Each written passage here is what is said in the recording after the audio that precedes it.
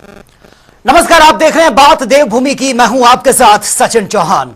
मुख्यमंत्री पुष्कर सिंह धामी ने नई दिल्ली में केंद्रीय सड़क परिवहन और राजमार्ग मंत्री नितिन गडकरी से मुलाकात की है और साथ ही प्रदेश में सड़क कनेक्टिविटी के क्षेत्र में हो रहे कार्यों पर विस्तार से चर्चा भी हुई है। मुलाकात की तस्वीरें आपके सामने हैं। दिल्ली में यह मुलाकात हुई है। उत्तराखंड के मुख्यमंत्री पुष्कर सिंह धामी परिवहन मंत्री नितिन गडकरी से मुलाकात जब कर रहे थे और तमाम ऐसे मुद्दे हैं जो उन्होंने सामने रखे हैं कि किस तरह से काम चल रहा है और आगे कैसे काम होना है, इस पर भी विचार विमर्श और मंथन हुआ है।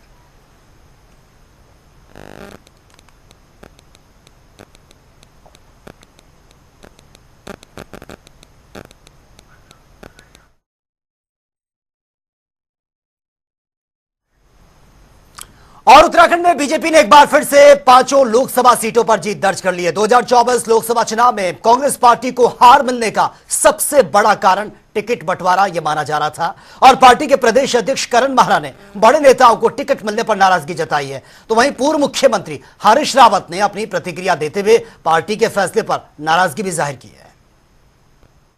कहा उन्होंने, पर नतीजा इतना होता है कि जहां हम 2.25 लाख 2 लाख से 2.5 लाख से हार रहे हैं, 50-1,000 कम से हारते, यही नतीजा होगा था।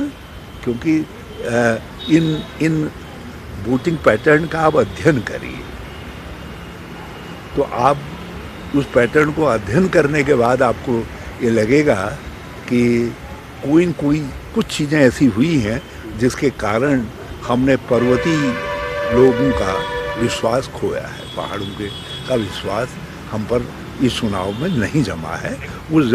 उस विश्वास को कैसे हम रिगेन करें, हम फिर उसके अंदर घुसे, उस पर हमको मनन करना चाहिए। और अब इसका बारीकी से विश्लेषण करने के बाद मैं इस नतीजे पर पहुंचा हूं कि अध्यक्ष जी जो कह रहे हैं वो अपनी जगह पर है, वो ठीक है, उन्होंने ठीक कहा है।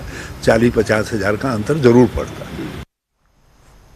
और वे कांग्रेस प्रदेश अध्यक्ष करण माहरा ने प्रेस वार्ता करते हुए राज्य में बिगड़ी कानून व्यवस्था पर भी सरकार को जमकर घेरा था, जिसको लेकर कांग्रेस पर पलटवार करते हुए बीजेपी के प्रदेश प्रवक्ता विनोद सियाल ने कहा कि लोकसभा चुनाव में हार के बाद यह कांग्रेस की बौखलाहट है।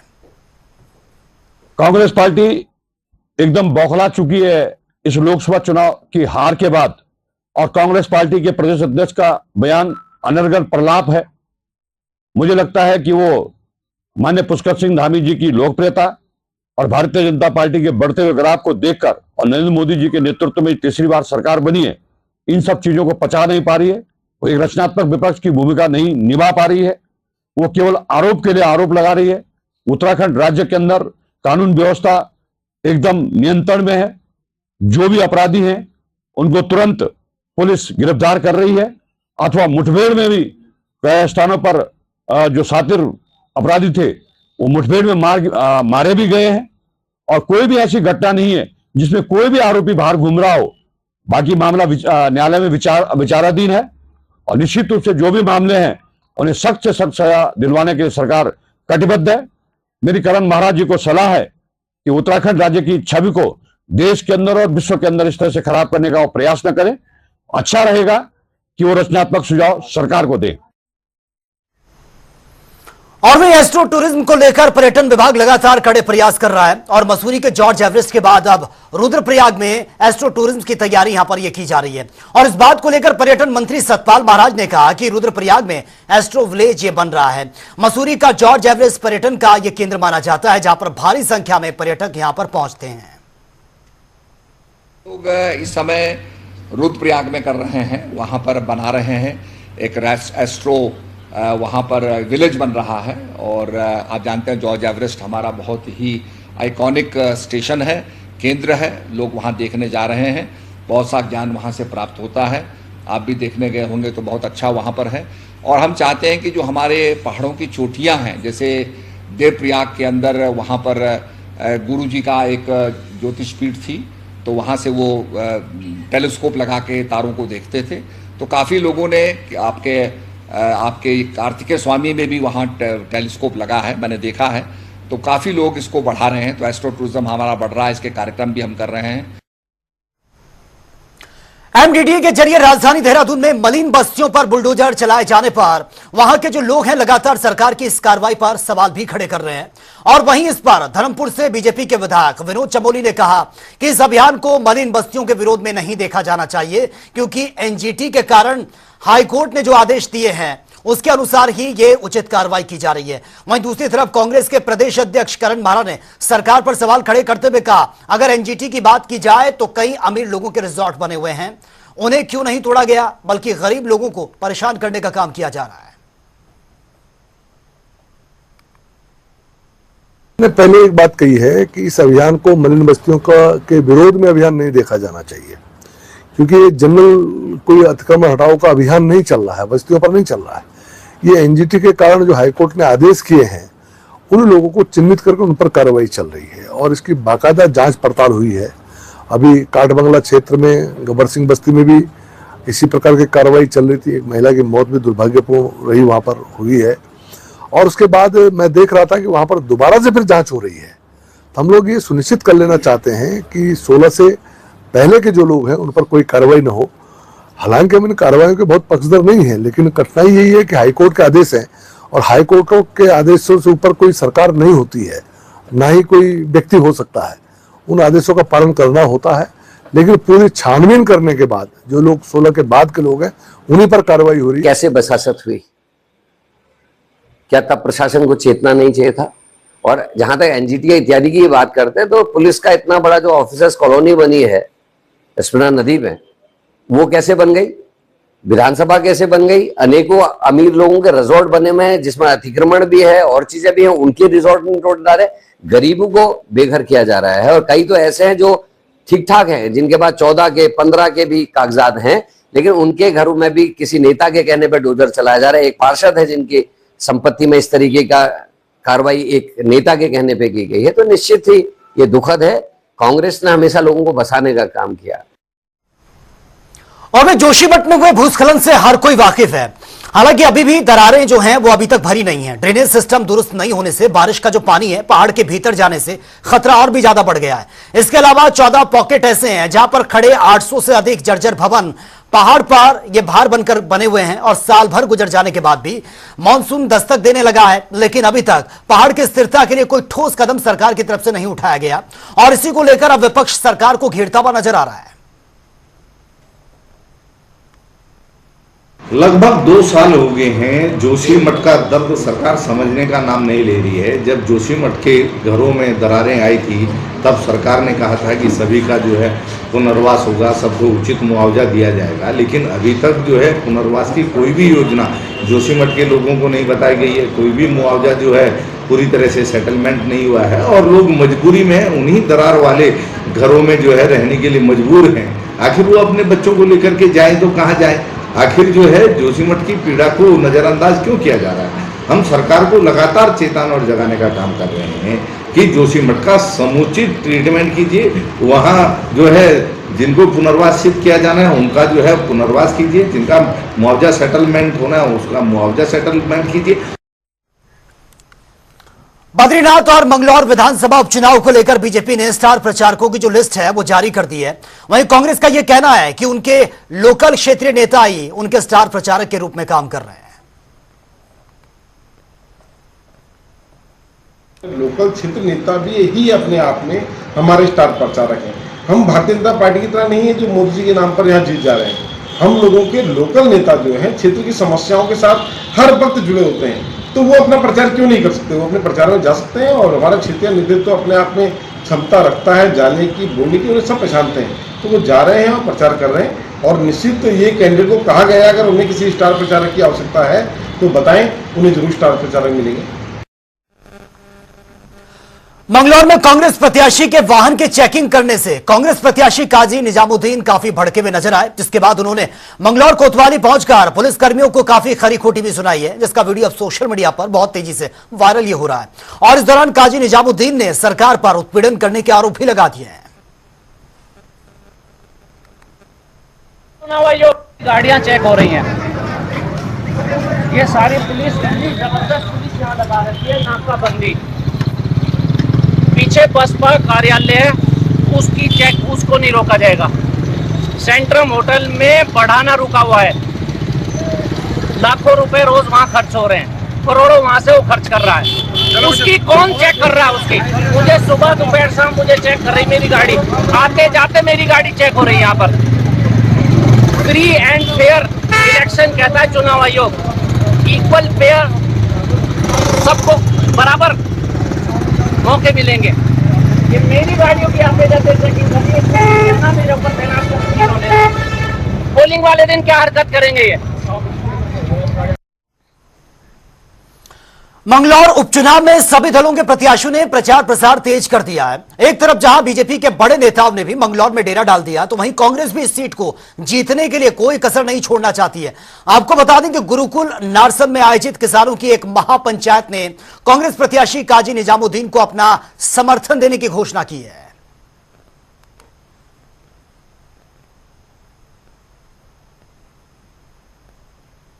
लगा जो नहीं देश का बदलेगा वही परिवार आवेगा जिनने जमींदारा खात्मा कराया और हम जिंदे करे। जो बदमाश जो चला जाएगा इन तक दाढ़ी वाला, इनने ड्रामे कर रखे।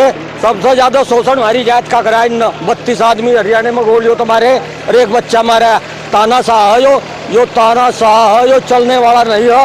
अंग्रेज नहीं चले इस तरह, हरियाणा में देवीलाल जी नहीं चले इस तरह, खत्म हो गए। जो चलने वाला है नहीं है तो काजी निजामुद्दीन जी का थी। और किसका माहौल है? ये तो बढ़ाना दिया है, हेलीकॉप्टर से, हेलीकॉप्टर से 9 तारीख में वापस चले जाए। 10 तारीख में भी रुकने के, ये 9 में वापस चले जाएंगे। ये तो नू चाह रहे 4-4 नू कह रहा 4-4 हजार में वोट खरीद लूंगा। मैं नू कह रहा मैं तू मेरे से पैसे ले रहा वहां चला जा रहा है भाई। यहाँ से कोई नेता नहीं रहा, लोकल नेता नहीं गया इस इलाके में। यह नहीं जी किसे खरीद लगा यहाँ से बताओ। सरकार बीजेपी की है, भीड़ इकट्ठा कर रही है, पता नहीं कहाँ से लोग आ रहे हैं, भारी लोग हैं। अब की बार क्षेत्र की जनता जो काजी साहब का नाम पुकार रही है, गांव-गांव घर-घर काजी साहब का नाम चल रहा है। क्षेत्रीय नेता हैं, सुख दुख से जुड़े रहते हैं, हमेशा सत्ता में न रहते हुए भी हर आदमी के साथ खड़े हैं। और में कांग्रेस विधायक सुमित हृदयेश ने प्रदेश सरकार पर विकास कार्यों में भेदभाव करने के आरोप लगा दिए हैं। उन्होंने कहा कि आने वाला सीजन मानसून का है और रक्सिया नाले के शुरुआती हेड में कोई भी काम अब तक नहीं किया गया, सिर्फ कालाडूंगी और विधानसभा क्षेत्र में यह रक्सिया जो है उसके नाले के आउटफॉल को ही बनाया जा रहा है।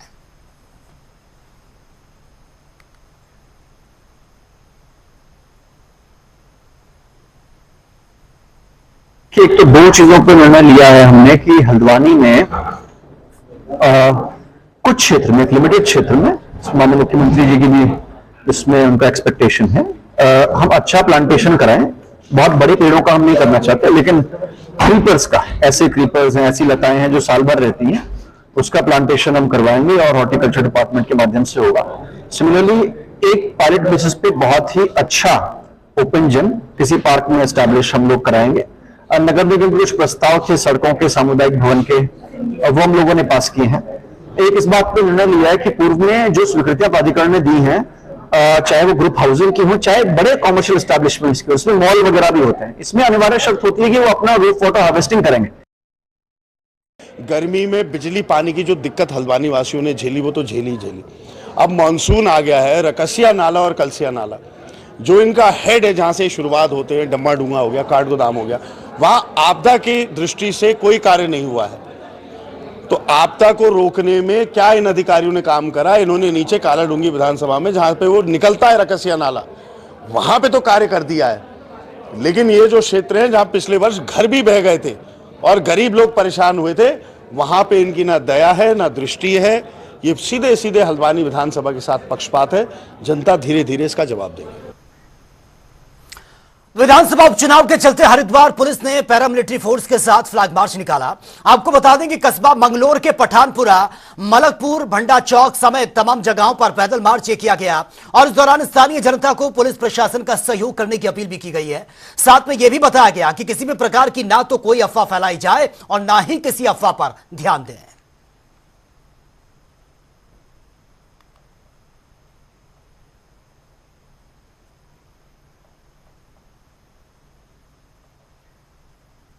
और खबर राजधानी देहरादून से है, जहां पर हरेला पर्व के दौरान पूरे प्रदेश में 50 लाख पौधे ये लगाए जाएंगे। आपको बता दें कि 16 जुलाई से हरेला पर्व की शुरुआत होने जा रही है, जिसमें 50 लाख पौधे लगाने का टारगेट रखा गया। और ज्यादा जानकारी देते हुए बीजेपी के विधायक विनोद चमोली ने कहा कि हरेला पर्व हर साल उत्तराखंड में बीजेपी द्वारा मनाया जाता है, जिसमें बूथ स्तर पर प्लांटेशन का काम यह किया जाता है और जनता को जागरूक भी करने का भी काम यह किया जाता है। हरेला पर्व हमारे उत्तराखंड की विरासत है और इसको हम लोगों ने सामाजिक स्तर से उठाकर सरकारी कार्यक्रम भी बनाया और भारतीय जनता पार्टी इसमें एक कदम और आगे करने उसको संगठनात्मक कार्यक्रम में हमने बनाया है। हम हर साल हरेला पर्व मनाते हैं और बूथ स्तर तक हमारा प्लांटेशन का कार्यक्रम इसमें काफी लंबे समय तक चलता है। महीने 2 महीने तक हम इस कार्यक्रम को आगे बढ़ाते रहे। इसके माध्यम से बहुत सारे लगाने का काम भी करते हैं। लेकिन मेरा ये मानना है कि जब तक जन सहभागिता नहीं होगी, जब तक जनता जागरूक नहीं होगी, तो एक दिन पेड़ लगाने मात्र से पेड़ नहीं बचेगा, न बड़ा होगा। तो जहां पेड़ लगाए जा रहे हैं, जिन जगहों पर लगाए जा रहे हैं, वहां लोगों से भी मेरी अपील है कि वो इसके महत्व को समझे और उन पेड़ों को संरक्षण दें, उनको बढ़ाने में अपना योगदान करें।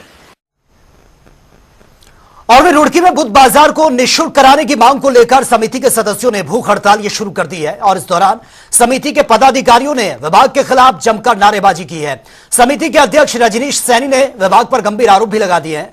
उन्होंने कहा कि बुध बाजार का ठेका प्रथा से दुकानदारों का आर्थिक शोषण ये किया जा रहा है।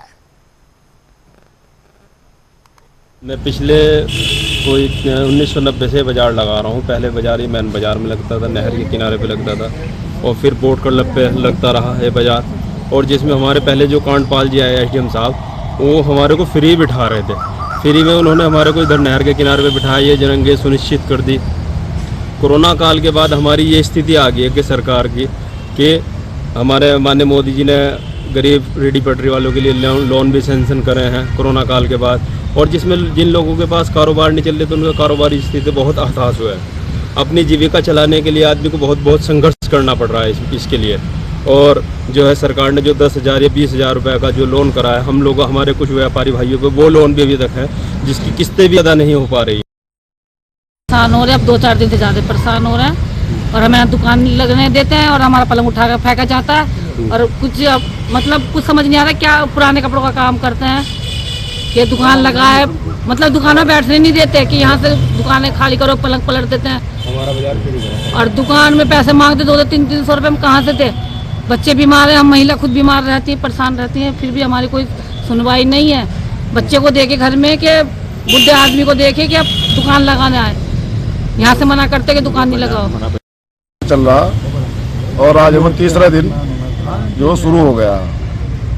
ठीक है सर, धरना हम इसलिए दे रहे हैं कि हम अपने बाजार को निःशुल्क करना चाहते हैं। जब सिंचाई विभाग जो स्थायी रेडी पटड़ी फट लग रही, हाट लग रही, बाजार लग रहे हैं, जब आप उनसे कोई रेवेन्यू नहीं ले रही सिंचाई विभाग, तो फिर हम सप्ताह में एक दिन खुली भूमि में बैठ रहे हैं, हमारे से क्यों लिया जा रहा? हम तो सिर्फ 2 शब्द में जवाब पूछना चाह रहे हैं। हमारे बाजार को ठेके के प्रारूप में डालकर, जो प्रावधान में डालकर क्यों हमारे से शुल्क वसूला जा रहा ठेकेदारी के तहत? हम तो ये जानना चाह रहे हैं। और राज्य में लगातार महिलाओं के साथ हो रहे दुष्कर्म और हत्याकांड की घटनाओं को लेकर कांग्रेस ने विरोध प्रदर्शन किया है, जिसके चलते कांग्रेस ने बीजेपी सरकार का पुतला भी फूंका और नाराजगी भी जताई है। कांग्रेस महानगर अध्यक्ष ने कई मुद्दों को लेकर बीजेपी सरकार पर जमकर निशाना भी साधा है। सरकार की गवर्नेंस में सवाल उठ रहे हैं और लगातार कानून व्यवस्था जो है यहाँ पे दिन ब दिन खराब होती जा रही है। महिलाओं के मामले दिन ब दिन बढ़ते जा रहे हैं। पूरे प्रदेश में बलात्कार, रेप और महिलाओं के गायब होने के मामले भी आए हैं। सर्च ब्लॉक में कई लड़कियां गायब हुई हैं। जैसे हरिद्वार में रेप के मामले सामने है, बलात्कार के मामले सामने, उसके बाद उनकी हत्या की जा रही है और सरकार बिल्कुल मौन बैठी है। और साथ ही साथ प्रदेश के अपराधियों के तो हौसले बढ़े हुए हैं, दूसरे प्रदेश के अपराधी हमारे प्रदेश में आके वारदात करके चले जा रहे हैं। कानून व्यवस्था सो रखी है। इन सभी चीजों को लेकर आज हम लोगों ने अपना विरोध दर्ज कराया। प्रदेश की धामी सरकार भ्रष्टाचार और भ्रष्टाचारियों पर लगाम कसने में कोई कसर नहीं छोड़ रही है। सरकार के 3 साल के कार्यकाल के भीतर सरकार ने भ्रष्टाचारियों के खिलाफ कड़ी कार्रवाई की है और अपराधियों को जेल भेजने का काम भी किया है, जिसमें से अभी तक 8 अफसर्स हैं और 55 कर्मचारी जिनको गिरफ्तार किया जा चुका है। हालांकि इसके कांग्रेस पार्टी धामी सरकार पर निशाना साधने से बाज भी नहीं आ रही है। ये कहने की बात है, आंखों में धूल झोंकने का। कांग्रेस के समय में इस तरह के अपराध थे ही नहीं। हमने तो कांग्रेस के समय की अगर बात करें, हमने तो अपने केंद्र के मंत्रिमंडल के साथियों को जब हमने सूचना का अधिकार दिया, उसमें जिन लोगों के नाम आए हमने उनको जेल में डाला। हमारी अपनी पार्टी के बड़े नेताओं को जेल में डाला, हमारे जो सहयोगी दल थे उनके मंत्रियों को हमने जेल में डाला। तो बीजेपी का ये कहना गलत है। इनके तो बंगारू लक्ष्मण से लेके जो शुरुआत हुई थी उसमें अभी तक कहीं कोई कार्रवाई नहीं हुई। और बीजेपी को बेशर्मी की हद हो गई। किसान आंदोलन में जिस तरीके की घटना घटी और वो गाड़ी से कुचला गया, उसमें कोई कार्रवाई नहीं, सांसद के खिलाफ कार्रवाई नहीं। जिस बेटी ने अपनी कुश्ती छोड़ दी, जिस सांसद का नाम उसने लिया खुलकर, उसके खिलाफ कार्रवाई नहीं। यहाँ अंकिता भंडारी मर्डर केस की मिसहैंडलिंग क्या सबको पता नहीं है। और SSSC भर्ती घोटाले में हाकिम सिंह जी का नाम आया, क्या हो रहा है क्या नहीं हो रहा किसी की जानकारी में नहीं है। और हल्द्वानी में कुमाऊं कमिश्नर की अध्यक्षता में प्राधिकरण की यह बैठक हुई है, जिसमें कई अहम निर्णय लिए गए हैं। कुमाऊं कमिश्नर ने कहा कि मुख्यमंत्री की अपेक्षा के अनुसार जिला विकास प्राधिकरण हल्द्वानी में ग्रीन बेल्ट विकसित की जाएगी और इसके अलावा भीमताल क्षेत्र में प्राधिकरण के जरिए दी गई स्वीकृतियों के सत्यापन के भी निर्देश दे दिए गए हैं।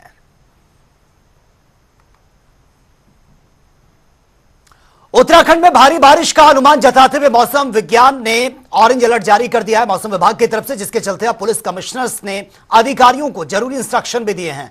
जल भराव की समस्या से बचने के लिए भी सभी को अलर्ट मोड पर रहने की हिदायत दे दी गई है। से पहला निर्देश तो ये, जिसका काफी अनुपालन हो भी गया है, कि जहां जहां पे हमारे कल्वर्ट्स और नाले जहां पे गाद भर गई हो उनको सफाई करने का काम, विशेषकर नगर निगमों के अंतर्गत, नगर निकायों के अंतर्गत, बाकी क्षेत्र में PWD और NH के अंतर्गत उसकी सफाई की जाए, वो हमने पहले ही निर्देश दे दिए थे। सिमिलरली जहां जहां ऐसे पेड़ हैं जो गिर सकते हैं तूफान में या फिर कच्चे हैं, भवनों के आसपास हैं, उनको हटाने के निर्देश दिए गए हैं। ऐसे भवन जो डेंजरस जोन में है लेकिन उसके बावजूद कोई उसमें रह रहा हो, मान लीजिए बलिया नाला में, उनको नोटिस दिया जाना। गिरासू भवनों का चिन्हीकरण, ऐसे स्कूल जो कि बिल्कुल अच्छी कंडीशन में नहीं और जानते हैं हम कि कमजोर हैं, उसमें भी किसी प्रकार से कक्षाएं ना हो, ये सारे निर्देश दिए गए हैं। और सेकेंडली ये है कि जब कोई सड़क हमारी बंद हो जाती है तो हमेशा की तरह टाइम पे JCBs की तैनाती हो, हम लोग वहां पे जा सकें, आपदा के जो उपकरण हैं हमारे रेडी मोड में रहें, उसको हम इस्तेमाल कर सकें। मौके पे ये ना हो कि जब आवश्यकता पड़ी तो बैटरी नहीं हो या कुछ और तरह की दिक्कत हो। ये सारे इंस्ट्रक्शंस मेरी ओर से दिए गए। और मैं देहरादून में मानसून की दस्तक के बाद जहां एक तरफ शहरवासियों को झुलसती गर्मी से राहत मिली, तो दूसरी तरफ बारिश से डेंगू और चिकनगुनिया के प्रकोप की दस्तक के संकेत भी अब मिलने लगे हैं। और इसे लेकर देहरादून नगर निगम अब अलर्ट मोड पर भी आ गया है, जिसके चलते देहरादून के मुख्य नगर स्वास्थ्य अधिकारी डॉक्टर अविनाश खन्ना ने कहा है कि जल निकासी और अन्य समस्याओं के लिए आपदा कंट्रोल रूम स्थापित कर दिए गए हैं।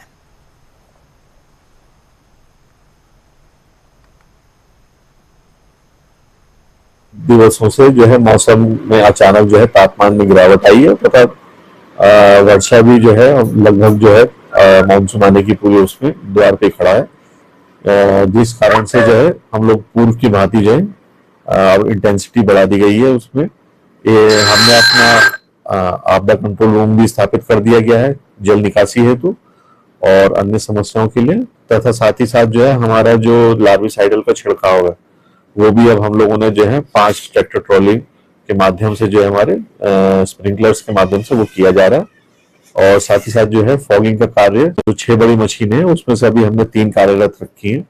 अगर इंटेंसिटी बढ़ती है तो फिर हम उसको आवश्यकता अनुसार 6 वाहनों तक जो है उसकी शुरुआत करेंगे। उत्तराखंड में इस बार मानसून आने में 7 दिन की देरी बताई जा रही है। हालांकि बीते 2 दिन से प्रदेश भर के पर्वतीय जिलों से लेकर मैदानी इलाकों में प्री मानसून की बारिश से लोगों को गर्मी से थोड़ी राहत जरूर मिली है। वहीं आज देहरादून समेत प्रदेश के 7 जिलों में भारी बारिश के भी आसार हैं और इसको लेकर मौसम विज्ञान केंद्र ने देहरादून समेत कई जिलों में भारी बारिश का ऑरेंज अलर्ट भी जारी कर दिया। वहीं वैज्ञानिकों का यह कहना है कि 28 और 29 जून को होने वाली बारिश के साथ मानसून उत्तराखंड में यह प्रवेश कर जाएगा।